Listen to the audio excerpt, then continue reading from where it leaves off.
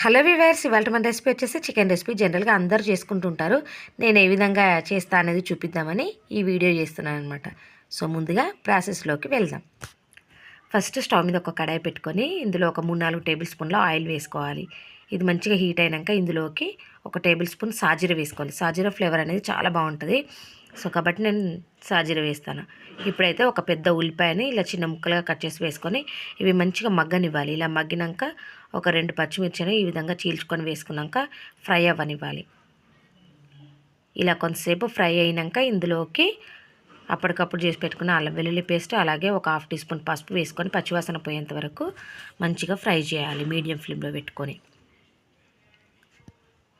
ఇవి కూడా ఫ్రై అయినాక ఇప్పుడు మనం ఇందులోకి చికెన్ యాడ్ చేసుకోవాలి. సో ఈజీగా చేసుకోవచ్చు. సో ఈ పోపు మొత్తం కలిసేలాగా ఒకసారి మొత్తం కలియబెట్టుకొని ఇప్పుడైతే మనం మూత పెట్టుకొని మగ్గనిద్దాం.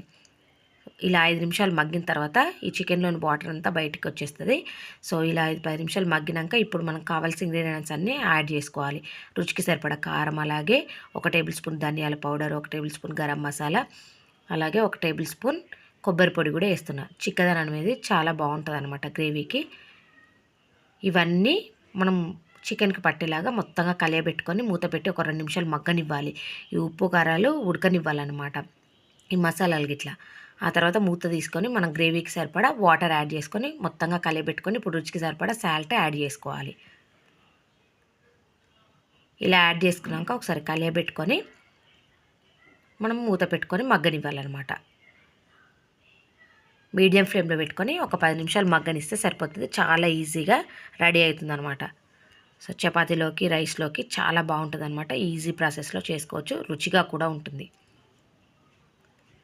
సో చూసారు కదా, ఇప్పుడు మనం మూత పెట్టుకొని ఒక 10 నిమిషాలు మగ్గనిద్దాం. ఇలా మగ్గిన తర్వాత ఇలా ఆయిల్ పైకి తేలుతుంది చూసారు కదా. ఈ విధంగా మగ్గినాక ఇందులోకి మనం కొత్తిమీర చల్లుకుంటే సరిపోతుంది. ఇలా కొత్తిమీర చల్లుకున్నాక కూడా ఒక 2 నిమిషాలు మనం పొయ్యి మీదనే పెట్టుకోవాలి. ఈ విధంగా కొత్తిమీర ఫ్లేవర్ అనేది చికెన్కి పట్టి చాలా రుచిగా వస్తుంది. ఇలా మొత్తంగా కలియబెట్టుకొని ఇప్పుడు మనం దించేసుకోవడమే. ఈ స్టేజ్లో ఉన్నప్పుడే మనం దించేసుకోవాలి. ఎందుకంటే మనం దించుకున్నాక కూర దగ్గర పడుతుంది కాబట్టి గ్రేవీ అనేది ఇంకా దగ్గరకు వస్తుంది. కాబట్టి మనం ఈ స్టేజ్లోనే దించేసుకోవాలి. ఈ వీడియో నచ్చితే సబ్స్క్రైబ్ చేయండి, లైక్ చేయండి, బెల్ ఐకాన్ ప్రెస్ చేస్తే మంచి వీడియోలు చూడొచ్చు.